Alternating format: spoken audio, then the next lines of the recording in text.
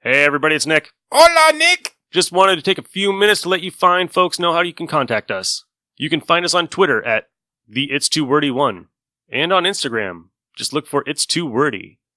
We also have a Discord set up, The Haunted Log. If you like what you hear, maybe considering throwing us some of your spare change. Maybe some of your hard-earned loot. Maybe some stuff you find in your car cushions. Who knows? Anything will go a long way, and you can do that by visiting our Patreon page at patreon.com/HouseBTS. Thanks for listening. Hope you enjoyed this episode.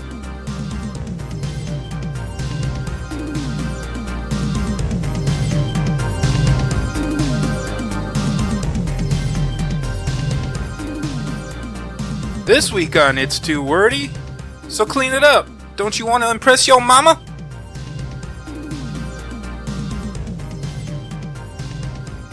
Welcome everybody to this week's episode of It's Too Wordy, the comic book podcast where three buddies discuss comic books from their childhood and today. I'm Kirk.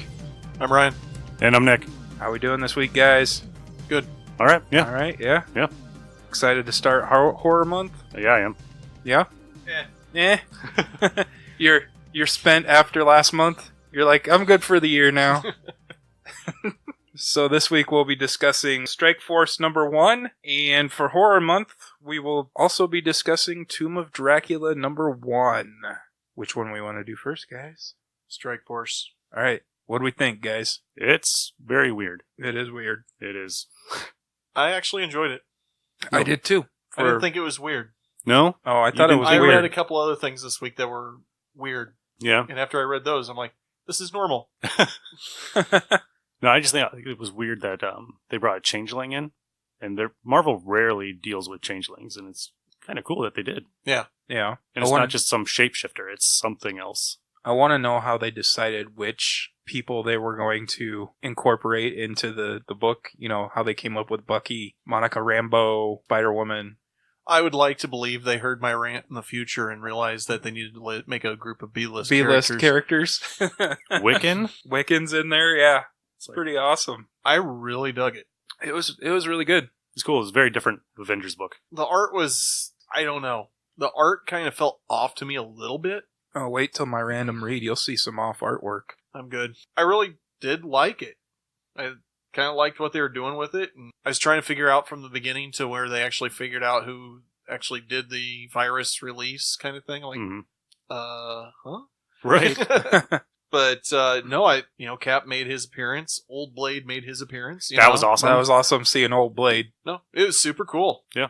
When I said weird, I wasn't meaning it was bad. It was bad weird. It was just not your typical Avengers book. Yeah, no, and I think that's why I liked it. Yeah. See, I really like the mystical and I wouldn't qualify this quite as horror, but that mystical Blade, Ghost Rider realm-ish type stuff. And I think they did a really good job with this, especially with the characters. I mean, you got Winter Soldier, Spider-Woman, Angela from Image, Spawn issue number 9, first appearance. Damian Hellstrom. Who else am I missing? Oh, Monica. Wiccan. Monica. Yeah, last time I saw her was in the Next Wave.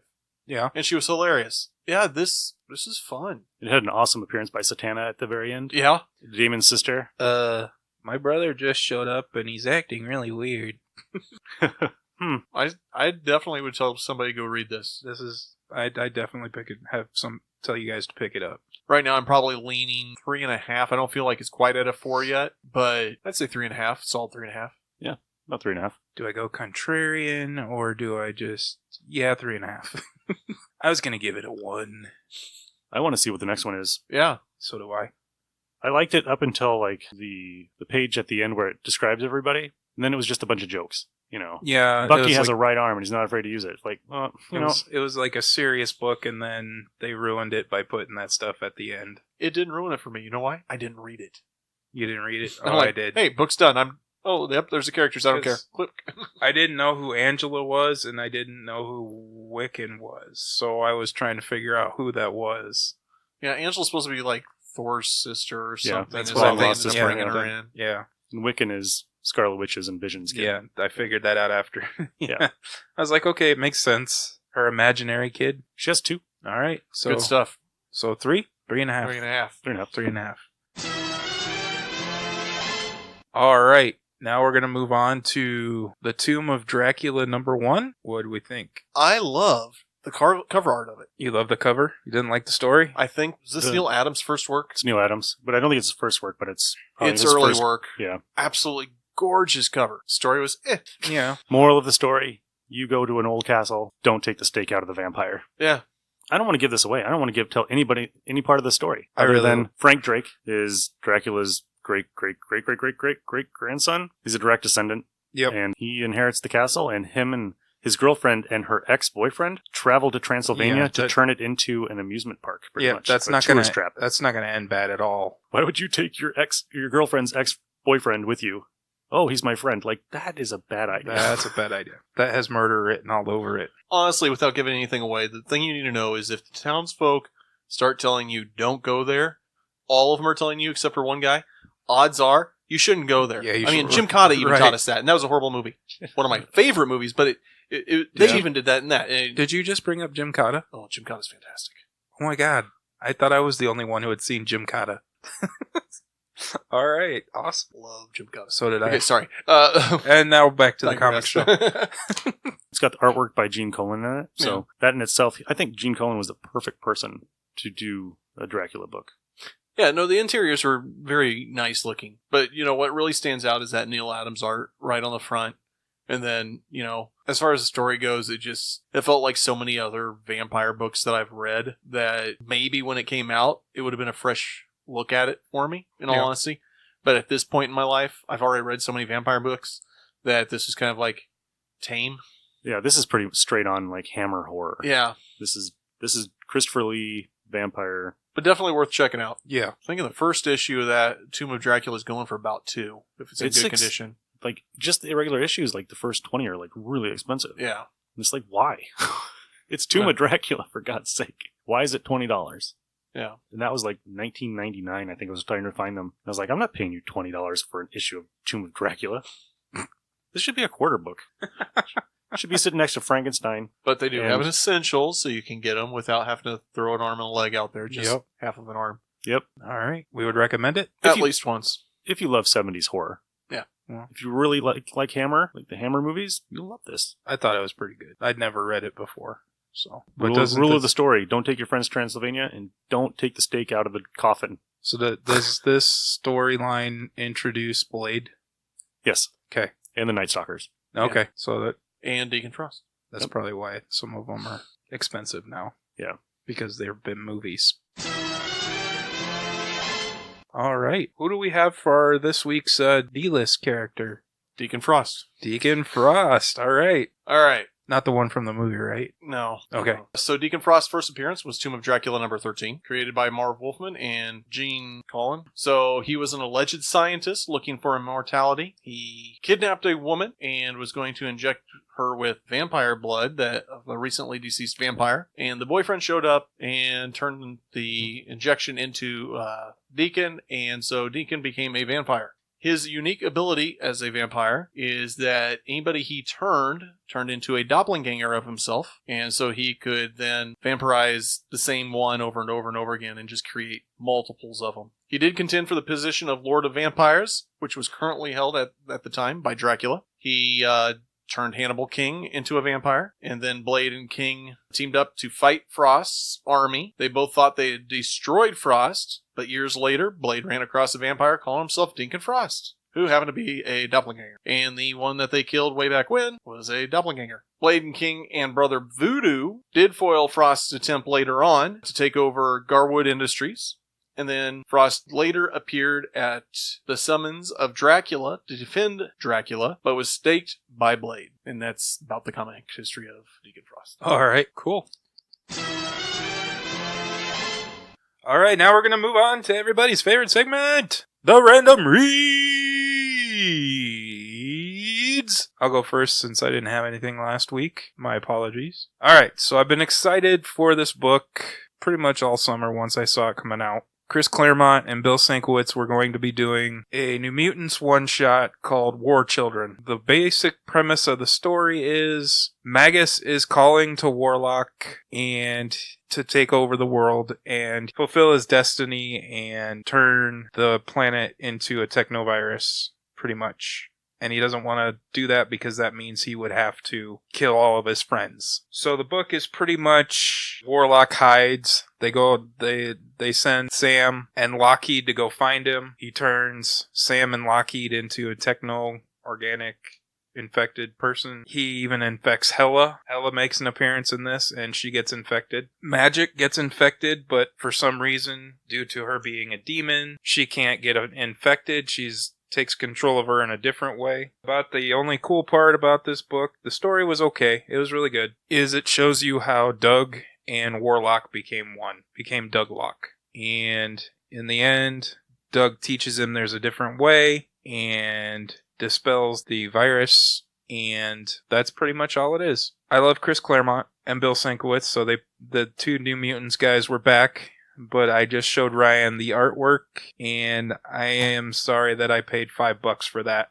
I said it kind of looked like Jay Lee's stuff a little bit, but not nearly as clean. I could see that working for different stories. I don't know if this was a book to probably They do it should with. have had somebody pretty good. I mean, I know he's not as big of a name now as he was in the 90s or 80s, but it is Chris Claremont, and it is the New Mutants. They should have at least given him a better artist to work with. But if it's all directing towards Warlock anyhow, the art makes a little more sense to It me does. Okay. Yeah. I didn't look at it from that perspective. I just looked at it as I paid $5 and the art was now. atrocious. It just looks very choppy. Yeah. That's probably not the correct word, but it feels very like there's no flow to it. Yeah. Normally, I try not to be so brutal, but when you charge somebody $5 for a book, you expect it to have a little bit of quality to it. Really? Sometimes, yeah. Especially if they've been pumping this one shot for a whole summer. A lot of books are $5 now, and my expectation for quality is not at the $5 level anymore.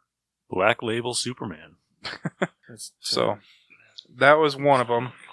If you can get past the artwork, the story's pretty good. So I would. It does look better than the Black Label Superman. I would.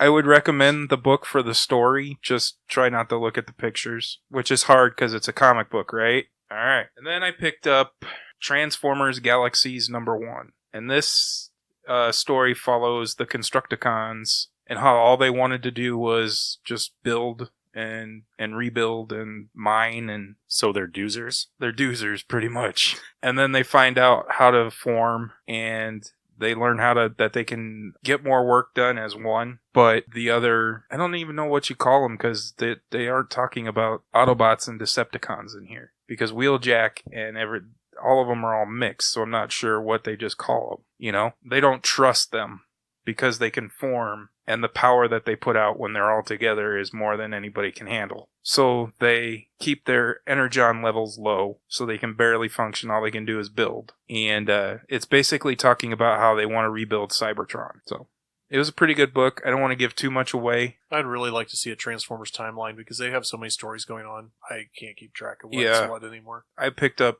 Transformers 11 from the current run, and I was completely lost because everybody was on the same team. Yeah, I know Soundwave kind of crossed over to Autobots. It's all mixed up. There's actually a Right G.I. now. Joe story where one of the Jets was in the G.I. Joe's team. Oh, cool. Yeah, so I would recommend it. It's worth reading. It's worth picking up. The art's pretty good. Yeah, so that's what I got this week. All right. So my thing for random reads now is I go and pick up the book that we're assigned to go buy, and then I go through the quarter bin or the dollar box, and I find a Silver Age book. So I'm doing Conan the Barbarian number 122 from 1981. So on the cover it says, "A town frozen in time. Its peoples trapped by sorcery. Conan toppled by a midget magus." And of course, there's a magus on the cover fighting him with a sword. He's why? He's a magician. He should not be fighting with a sword. It's by J.M. DeMatteis and John Buscema. And when you think Conan, you think Arnold movies. And it takes a little while to get used to how he looks in the comic books. Like, he's just a big dude, pretty much. This is a story of Conan and a companion. He's a giant who's a mute. And they're just out on an adventure, and they're starving, right? So they're looking for food. And a guy comes out of the desert, and he's about to trample them with his horse. Conan grabs him, throws him to the ground. Guy runs off. He's like, "That town is cursed," and leaves. And Conan and the big guy get on this horse, and it's like, it's just a horse.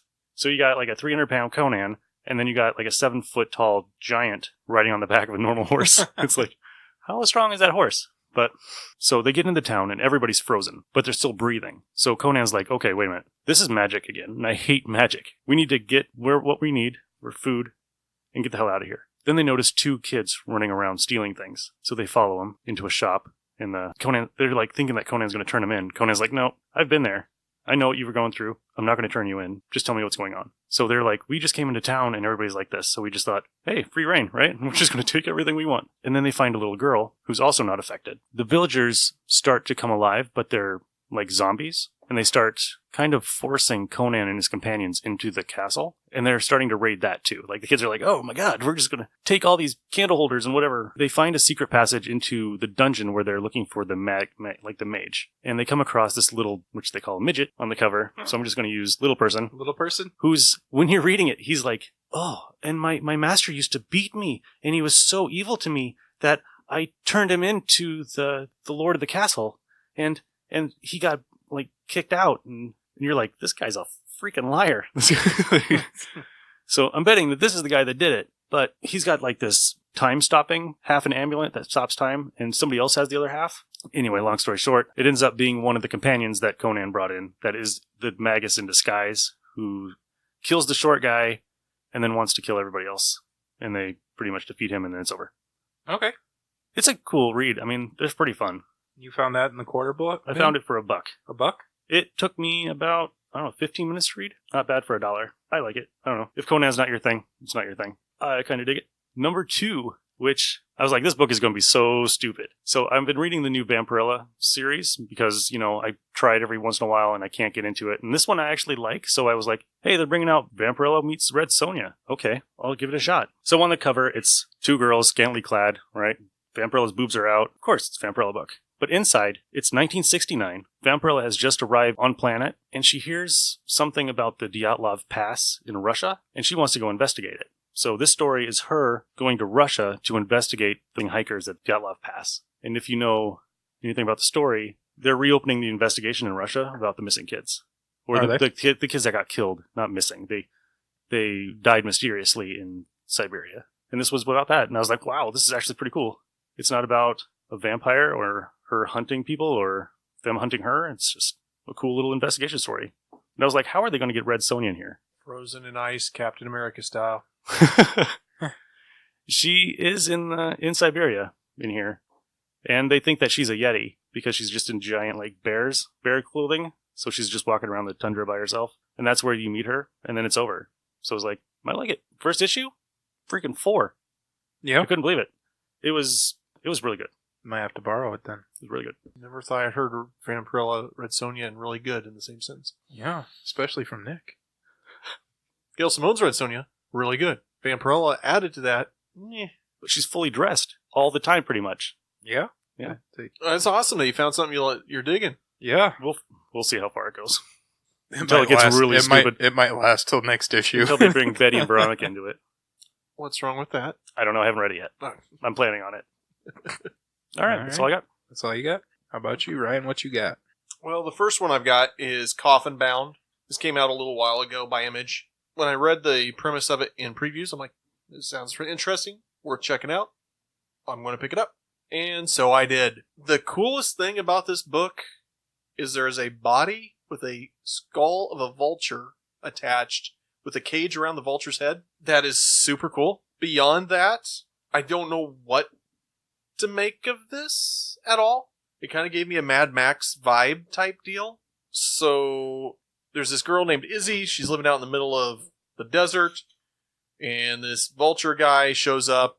And she's like, vultures usually mean somebody's about to die. He's like, yeah, so I'm going to hang around. And these 3 guys start shooting at her. She takes them out, jumps in the car, and she's going to raise herself from Earth. So she's going to go to anybody that knows who she is and just take them out. And the vulture guy is riding around in the back seat the whole time. So kind of have like that Fear and Loathing in Las Vegas feel a little bit.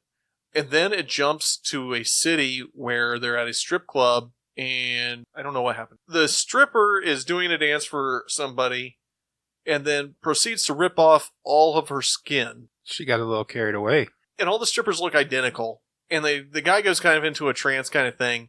She goes up to this room and there's this guy sitting in a bathtub writing poetry. And she grabs bandages, wraps her body up again so it'll all heal so she can go do this again later. So it's a weird fetish kind of thing. I don't know. I don't know. And the guy that was sitting in the bathtub was supposedly the guy that put the hit out on Izzy. So he goes and finds the hitman, who apparently eats dirt to figure out where somebody's at, and offered to pay him off. He's like, hey, I know you don't like to cancel your hits, but this one was a mistake. I don't want you to go after her after all. And they kind of left it at that. I would love to tell you what this book's about. I don't know. You don't know what it's about? It's not the first time that somebody... so unbelievably confused by this book. One of us have read a book and we don't know what's going on. I'm probably going to give the second issue a try just because of the Vulture guy, but it's going to have to do something in a different direction for me to stay on it, because this is just, it's like way out of the weird zone. This is that negative weird, Nick. This isn't the Strikeforce weird where we're like, wow, that was really weird. Now I understand what you're talking about. Yep. The other book I got, this is going to shock you guys. Yep. Aftershock. You are obsolete. Delete. Is it by Matt and Jeff Hardy? No. Oh, okay. This one's a slow burn. It starts off with the guy celebrating his 40th birthday. They sing happy birthday to him, and he keels over when he blows out the candles. And all the kids are on these electronics. They're like phones and stuff. They don't even notice he's keeled over. Well, as you go through the book, this famous writer or journalist is called in to this town to write an article. And so she thought she was dealing with these adults, and she finds out, she gets in the taxi when she gets into town, the taxi driver goes, oh, you're going to go see the children. And she goes, well, the parent called me, and something to do with the children. She's like, oh, no, the parent didn't call you. This is the children calling you. And they want you to do something. And he's got this stupid grin on his face the whole time. She gets to a hotel. The hotel lady's like, oh, you're here to interview the children. Like, all the adults are in this massive trance kind of thing going on. And she decides she's going to go down to the bar. So she's walking, like, at a different location. She's walking out of the hotel to go down to this bar. A car drives by, and I am not kidding. It's like a clown car full of kids. There is just... That is just unsafe. Yeah, there's no child restraints in this car at all. Other than other kids. Yeah. Well, they're crammed in there so much that... So she gets to the bar, and a lady's playing some music, and she's like, you know what? Screw this. I'm going to play some old school stuff. And the bartender, like, kicks her out immediately. He's like, no, the children are going to find out. You've got to get out. Leave. I don't want to be associated with you in any manner for you disobeying the children. Are they under the spell of Damien?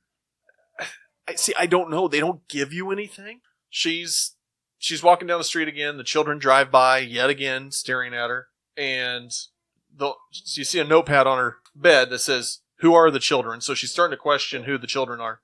And she walks through a cemetery to get to where the children are at. And there's a lot of graves. And she's questioning why are there so many graves for such a small town.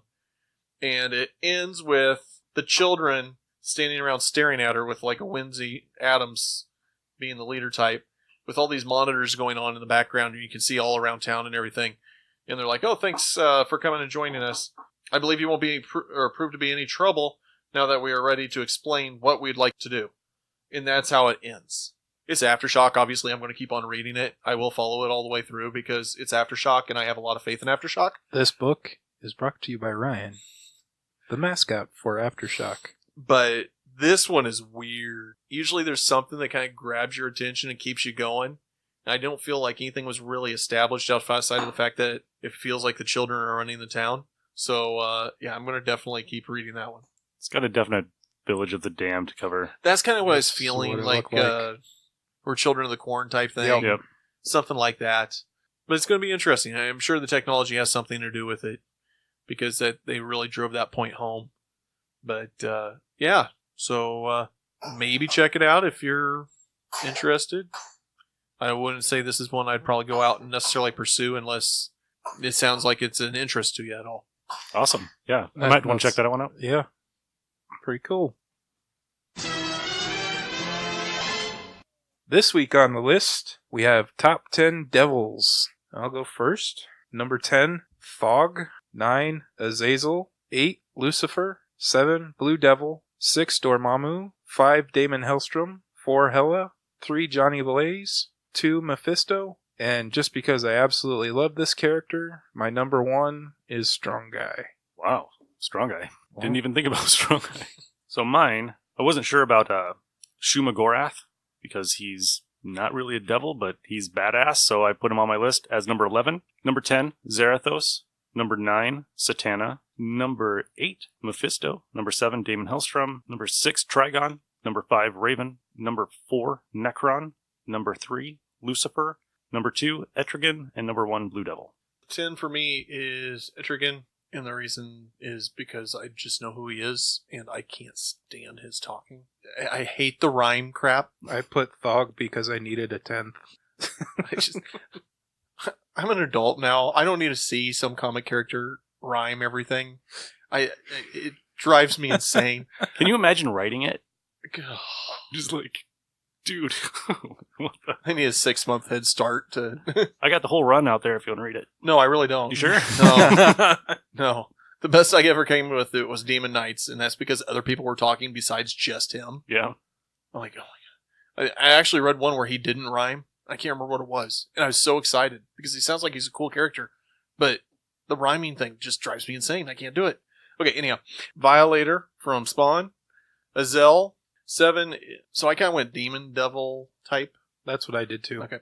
Hellboy. 6 is Blue Demon. 5 Lucifer. 4 Trigon. 3 Dormammu. I can never say his name right, but Dormammu. yeah, okay. 2 Mephisto. 1 Zarthos. Zarathos? Yes. Yeah. Awesome. So we have Zarathos on all our list, right? Not mine. No? Oh, No. Just the 2 people that that count. People that count. Let's pick on the guy who doesn't have as much knowledge. No, as it's us. fine. Nerd. Ghost Rider. You put Johnny Blaze on there, and he is Zarathos, so it does count. Okay. So There you go. Nerd. we'll pencil you in for that one. I'm getting bullied on my own show. I thought we weren't elitists. Well, not on the podcast, but we are to each other. All right, guys. Anybody got anything else? I watched Stumptown. Did you? What'd you think? Did you watch it? Yeah. Did you like it? I didn't watch it. Okay. So I am a huge Stumptown fan. Mm-hmm. Huge. And when it came on, my wife was talking to me and I kind of looked at her. I'm like, commercials only. I'm like, That's what I did. Wow, you guys are brutal. bless her. She was even practicing or checking out some information for the interview that was watching videos and stuff. She stopped and played them on commercials and then so she let me have the full effect of it. Wow. You guys are abusive to your wives, too. Nice. I don't do that with very many shows. I know. And this one, I'm just like, playing. It didn't work for me. No, it never works for you. Sophie was talking to me, and Grandma was doing the dishes, and Sonia was watching something on YouTube. Never works for you, so I don't ever expect anybody to listen to you. No. the first episode was based off of the very first story Rucka did, and I thought they did a pretty decent job with it. Some of the acting was a little hokey, but I could see Colby Smulders doing a really good job with the role of Dex. The guy that they got playing her brother, I think, is going to be really good. Mm-hmm. I'm not sold on, I'm blanking on the kid's name, or the guy's name. He was from New Girl. Yeah. He's her best friend who kind of keeps an eye on the brother when Dex is going out and doing jobs and stuff. He's a character I'm going to be interested in seeing develop, but I will hand it to him. They came out the gate immediately with action happening, and I enjoyed it. Probably not as I think a lot of it was hype in my head, so it was, I was expecting probably a little bit more than it probably should have, but for what it was, I thought it was enjoyable. My only problem with it was you can't jump a Mustang and still drive it. You cannot take it off of a 30-foot jump and drop it on its hood and still drive around with it. That is accurate. Come on, man. It's not the generally... So it's not like a Dodge Ram No. where it can survive like 6 tornadoes and... The Fall Guys truck. Yep. Yeah. But no, I'm going to be interested to see how they go. I did look into it a little bit. Rucka actually only helped produce like 2 of the shows, but I'm hoping he kind of rubbed off on these other guys that are doing the other shows. Because, I mean, there's only 5 or 6 books out there for Stumptown right now. Maybe a little bit more. But that's obviously, if they wanted a continuing series, they're going to have to do more with it than just those books.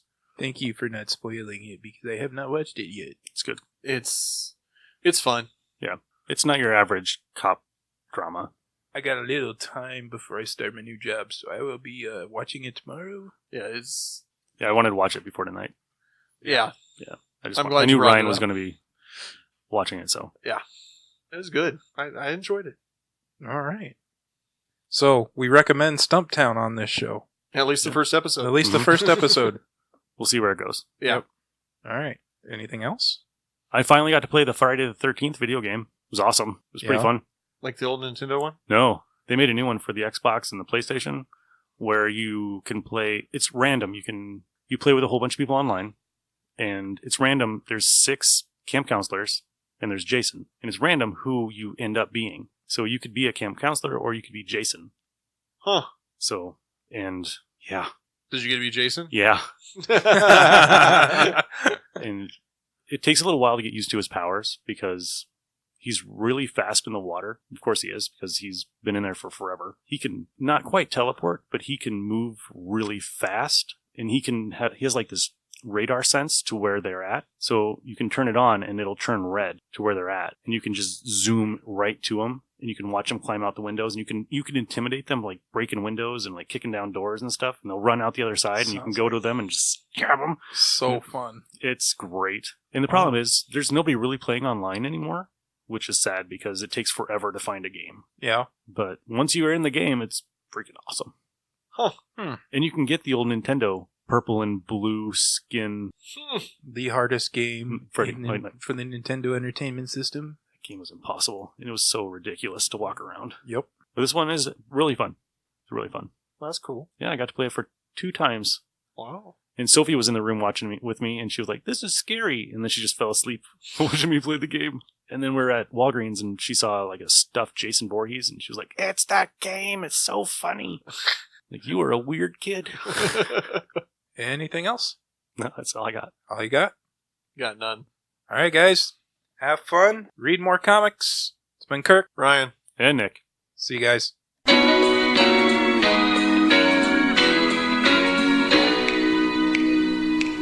I'm not the kind to kiss and tell, but I've been seen with fire up. I've never been with anything less than a 9. So fine.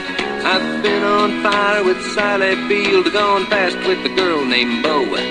But somehow they just don't end up as mine. It's a death-defying life I lead. I take my chances. I die for living in the movies and TV. But the hardest thing I ever do is watch my leading ladies kiss some other guy while I'm bandaging my knee.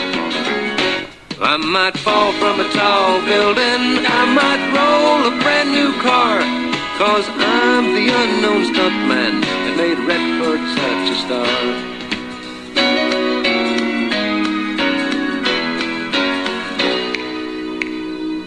I've never spent much time in school, but I taught ladies plenty.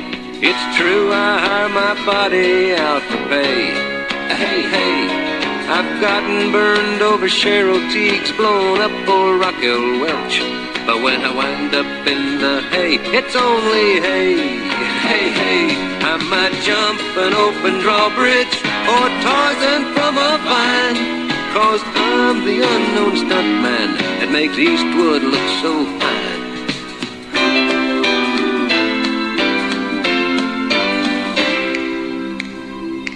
They'll never make me president, but I got the best first ladies.